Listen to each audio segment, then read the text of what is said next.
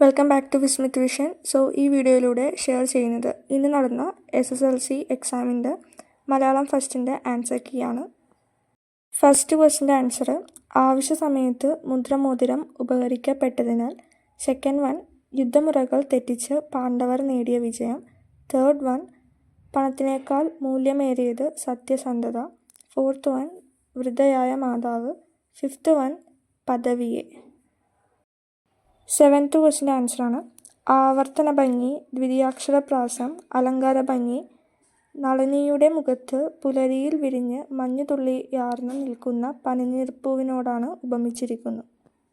Eighth one ആൻസറാണ് മരണം ആക്രോശിച്ചിട്ടും മാതാവിൻ്റെ മടിയിൽ ഉയിർ തേടുന്ന യേശുവിൻ്റെ തിരുശരീരം. ചിപ്പിയിൽ വീണ മഴത്തുള്ളി മുത്തുവാൻ കടലിൻ്റെ അഗാധതയിൽ തപസിരിക്കുന്ന മുത്തുച്ചിപ്പി മുത്ത് അടർന്നു പോകുമ്പോൾ പാഴ്ചിപ്പിയായി മാറുന്നു. പാഴ്ചിപ്പിയുടെ വേദന പോലെയാണ് മറിയത്തിൻ്റെ മനോവേദന.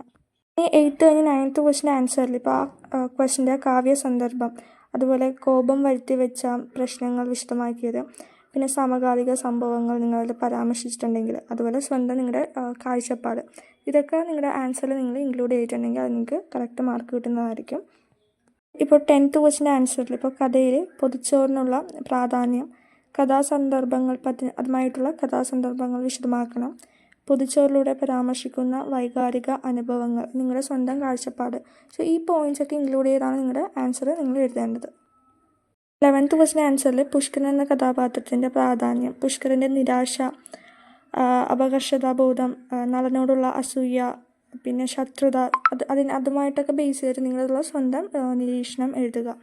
അതിലൊക്കെ ഈ പോയിൻറ്റ്സൊക്കെ നിങ്ങൾ ഇൻക്ലൂഡ് ആയിട്ടുണ്ടോ എന്ന് നിങ്ങൾ ശ്രദ്ധിക്കുക.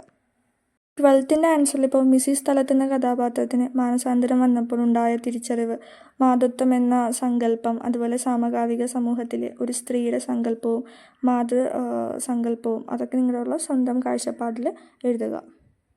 13th ആൻസർ ഇപ്പോൾ മെത്രാൻ്റെ പെരുമാറ്റത്തിലൂടെ ഗ്യാങ്ങിന് സംഭവിച്ച മാറ്റം, കുറ്റവാളികൾ ശിക്ഷിക്കപ്പെടുന്നതിനെക്കുറിച്ചുള്ള കാഴ്ചപ്പാട്, പശ്ചാത്താപത്തിലൂടെ കുറ്റവാളിക്ക് വരുന്ന മനംമാറ്റം, ഭൗതികമായ നേട്ടങ്ങളെക്കാൾ വിശാലമായ മനസ്സും സത്യസന്ധതയുമാണ് സമ്പാദിക്കേണ്ടത് എന്ന തിരിച്ചറിവ്. ആ പോയിൻറ്റ്സൊക്കെ നിങ്ങൾ ഉത്തരത്തിലൊക്കെ ഉണ്ടോ എന്ന് നിങ്ങളത് ചെക്ക് ചെയ്യുക. 13th ആൻസർ ദസ്തയേവ്സ്കി എന്ന കഥാപാത്രത്തിൻ്റെ സവിശേഷത, ഓരോ ദുരന്തങ്ങളെയും കൂടുതൽ ജീവിക്കാൻ പ്രേരിപ്പിച്ച സന്ദർഭങ്ങൾ, ജീവിതത്തെ സ്നേഹിക്കാൻ പ്രേരിപ്പിക്കുന്ന പാഠസന്ദർഭങ്ങൾ, അതൊക്കെ ഇൻക്ലൂഡ് ചെയ്ത് വേണം എഴുതുവാൻ. 15th ക്വസ്റ്റ്യൻ നിങ്ങൾ അറ്റൻഡ് ചെയ്തിട്ടുണ്ടെങ്കിൽ പ്രഭാഷണത്തിൻ്റെ ആ ഫോർമാറ്റ് നിങ്ങൾ അങ്ങനത്തെ ഫോർമാറ്റിൽ എഴുതണം. അതുപോലെ വർത്തമാനകാലത്തിൽ മാനവിക മൂല്യങ്ങളെക്കുറിച്ചുള്ള പ്രാധാന്യം, സമകാലിക സംഭവങ്ങൾ, മാനവികത നഷ്ടപ്പെടുത്തുന്ന പുതുതലമുറ, മാനവിക മൂല്യങ്ങൾ സംരക്ഷിക്കേണ്ടതിൻ്റെ ആവശ്യകത. അതൊക്കെ ഇൻക്ലൂഡ് ചെയ്ത് വേണം എഴുതുവാൻ. 16th ആൻസറിൽ ജൂലിയാന എന്ന കഥാപാത്രത്തിന് കഥയിലുള്ള സ്ഥാനം, അതുപോലെ മറ്റു കഥാപാത്രങ്ങളായിട്ടുള്ള ജൂലിയാനയുടെ ഇടപെടൽ,